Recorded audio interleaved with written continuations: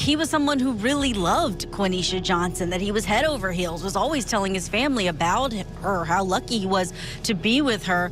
And then his mother spoke. She had a really poignant victim impact statement where she explained to the judge her son is not the monster that he was painted as by the defense. You took his life and said bye. You showed no remorse for him.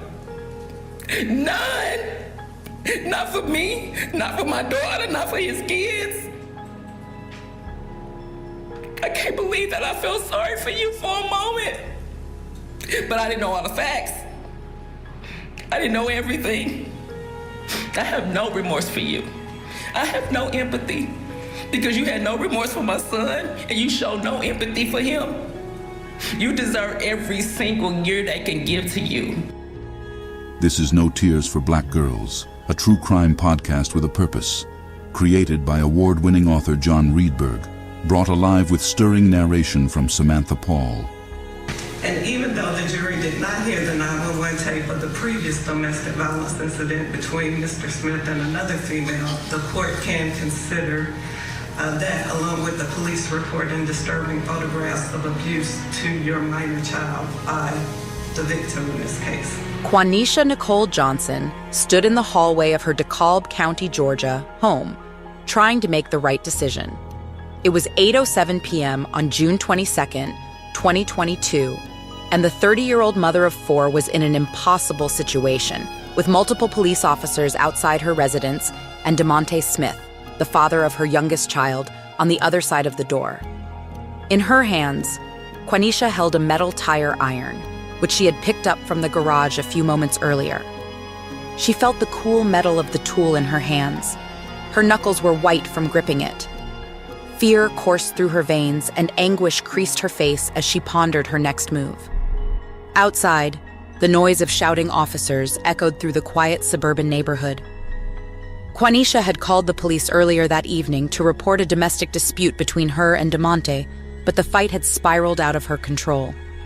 The situation was leading to one person's death. Quaneesha remembered the time before her breakup with Demonte.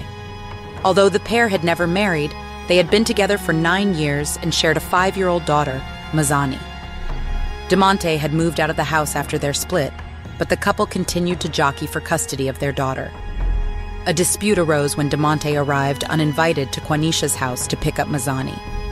What started as a verbal altercation had escalated, with Demonte threatening Quaneesha with violence.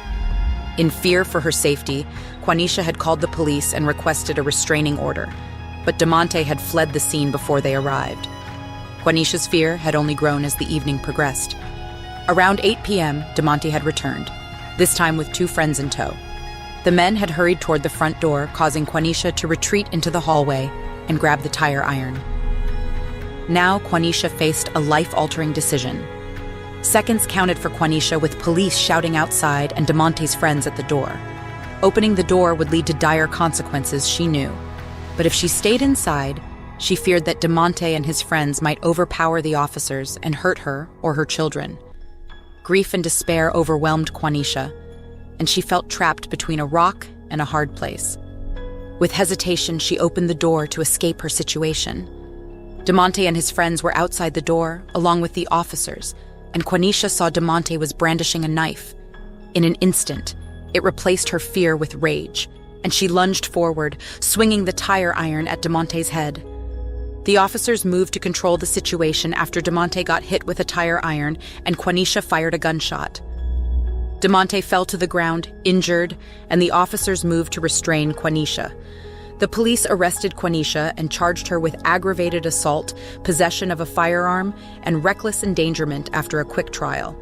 On Tuesday, DeKalb County Superior Court Judge Shondiana Morris sentenced Quaneesha to 5 years in prison, 5 years of home detention, and 10 years of probation for the 2022 slaying of Demonte Smith.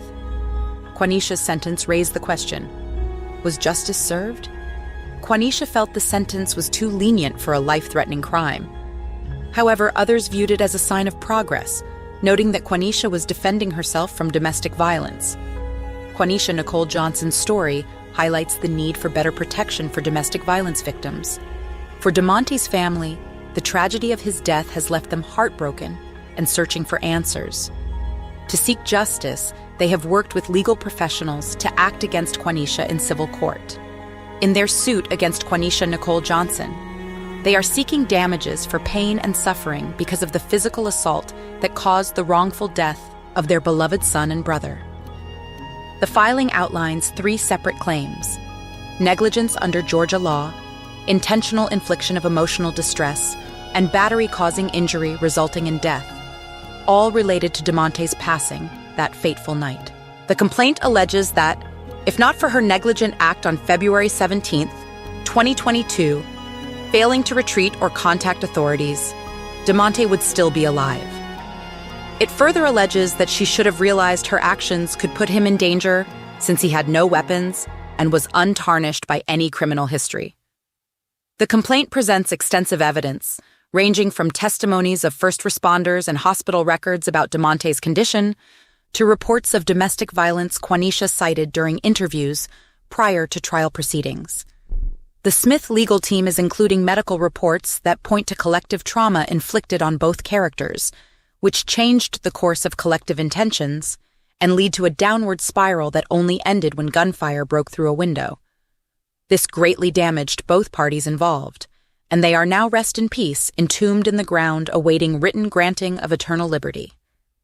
If the case proceeds, and Quaneesha Nicole Johnson is found guilty, the burden of Demonte's medical bills, funeral expenses, and any further compensation the Smith family might demand would fall on her.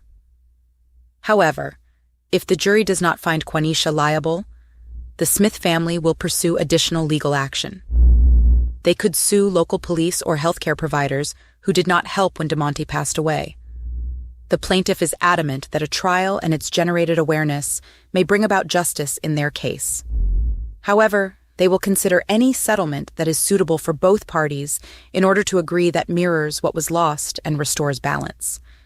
This story of pain must come to a close, so that it might echo through valleys, forests, and towns far away in search of peace and healing for those injured. Spoke to her for the first time, Ted, because even though she was sentenced to 5 years confinement, she is out on bond pending her appeal. So we got to see her walking out of the courthouse with her children, with her family. They've been upbeat when they go into the courtroom every day, but today was a different kind of relief, a different kind of happiness from those family members. And here's what she had to say about those who've been watching this trial and how she feels about everything that happened. Something I went to live for the rest of my life. Your family's been here Very supportive, yes. A lot of them came from Philadelphia. It's sad. I mean, they say people show no remorse. I'm very remorseful. Just because I don't sit there and cry, and I can't cry on cue. I'm mentally disturbed. I'm disturbed and whole, you know. I can't express it enough. Like, I love Demonte to death, and I still to this day. What would you change about that night if you could go back? What I would change? Probably would have. I mean, I didn't know where to go, but you know, if I could have got my kids and left, which I was aiming to do. I don't really think there was anything else that I could have changed. You know, that was my home. My kids was in there. All I wanted to do was retrieve my kids. This is the first case I've ever handled personally where it's actually happened. So you don't see it happen a lot, but you know, what Court TV knows and what your viewers know, what the judge knows, what the jurors did not know, was that we were looking for a missing witness that was critical to our case. I don't know if that played into the judge's decision, but the judge knows we were looking for a missing witness that was critical to our case, and that the family of the decedent in this case had been in touch with that missing witness, had talked to her, had spent time with her, and so the judge knows that, and I don't know if that played any into her mind, but obviously that's going to be an issue that's going to be important for me to raise on my motion for new trial.